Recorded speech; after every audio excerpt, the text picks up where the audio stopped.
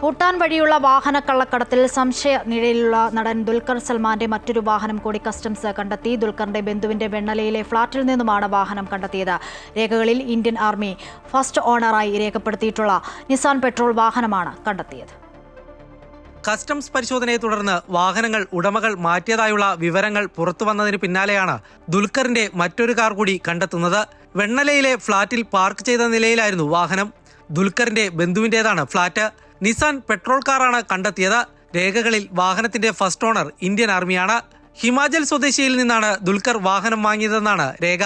ദുൽഖറിന്റെ 2 land rover വാഹനങ്ങളും 2 Nissan petrol വാഹനങ്ങളുമാണ് കസ്റ്റംസിന്റെ സംശയ നിഴലിലുള്ളത്. ഇതിൽ ഒരു ലാൻഡ് റോവർ നേരത്തെ പിടിച്ചെടുത്തിരുന്നു. 2 നിസാൻ പെട്രോൾ കാറുകളിൽ ഒരെണ്ണമാണ് ഇപ്പോൾ കണ്ടെത്തിയത്.